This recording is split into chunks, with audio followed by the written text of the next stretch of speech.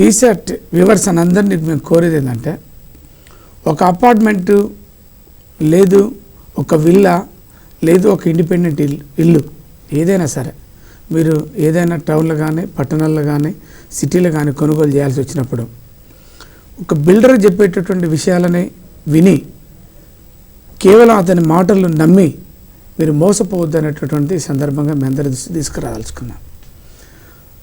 Builder మనకు apartments కట్టేటటువంటి వ్యక్తులు ఎవరైనా సరే సొంత భూమి ఉండి బిల్డింగ్ కట్టేటటువంటి వ్యక్తులు 1% కూడా ఉంటారు అనేటటువంటిది మీరు గమనించండి. ప్లాట్ ఒక్కరిది, ఆ ప్లాట్ని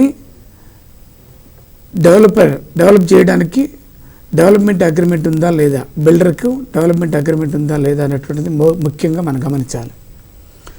ప్లాట్ ఎవరైతే డెవలప్మెంట్ కోసం ఇస్తారో ఆ ప్లాట్ యజమాని, ల్యాండ్ భూమికి సంబంధించినటువంటి యజమానికి సర్వ హక్కులు ఉన్నాయా లేవా 14-18 సంవత్సరాలకు వెనుకకు పోయి అన్ని లింక్ డాక్యుమెంట్లు చూసుకొని ఆ వ్యక్తికి అన్ని సర్వ హక్కులు ఆ భూమి మీద ఉన్నాయా లేవా అనేటువంటిది ప్రధానంగా మనం చూడాల్సినటువంటి అవసరం.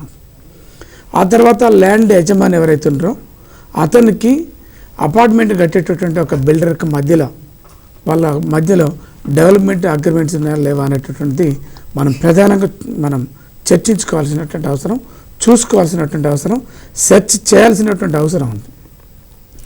బిల్డర్లు కూడా అతను హెచ్ఎండిఏ పర్మిషన్స్ లేదు, స్థానిక మున్సిపల్ పర్మిషన్లు, ఎల్ఆర్ఎస్ ఉందా లేదా, బీఆర్ఎస్ ఉందా లేదా అనేది ఖచ్చితంగా చూసుకొని ల్యాండ్ రికార్డ్స్ అని చూసుకొని పర్చేజ్ చేయాలని చెప్పేసి నేను ఈ సందర్భంగా నేను తెలుస్తున్నాను.